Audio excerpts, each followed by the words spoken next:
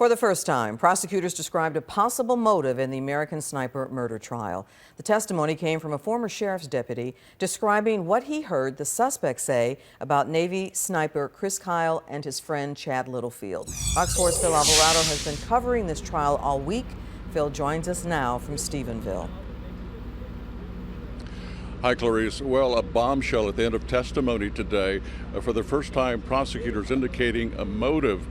They introduced testimony from a former Erath County Sheriff's deputy. He says that he heard Routh talking to another inmate in jail, and this is what he said he heard Routh say. "I shot them because they wouldn't talk to me. I was just riding in the back seat of the truck and nobody would talk to me. They were just taking me to the range, so I shot them.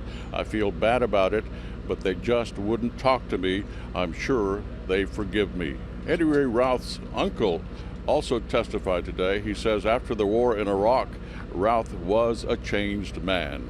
Eddie Ray Routh's uncle, James Watson, says he smoked marijuana and got high with his nephew the morning that Routh went with Chris Kyle and Chad Littlefield.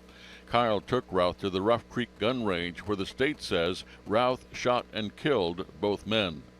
Later in the day, Watson says Routh came to his house to show off a 9mm handgun and a black Ford pickup. The uncle asked about the truck and says Routh told him, "I'm driving a dead man's truck." Watson says he thought Routh was talking about himself because it wasn't unusual for Routh to talk that way about himself. Watson testified his sister called later, and that's when he found out the truck and the gun belonged to Chris Kyle and that Kyle and Littlefield had been killed. Watson says after his nephew came home from Iraq, Routh had lost his desire for life and didn't find much joy in life. Earlier, an investigator with the Texas Rangers testified he found marijuana, 2 pipes, and a bong used to smoke pot at Routh's house in Lancaster. He also found 9mm ammunition.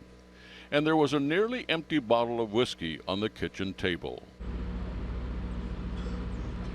And so today's testimony ends with that bombshell. Testimony, the first week of testimony has ended now. The jury will come back on Monday when we expect more intriguing testimony. A Texas Ranger who interviewed Routh after his arrest is expected to take several hours on the stand outlining exactly what Routh told him about the murders. Clarice? All right, Phil Alvarado live in Stephenville.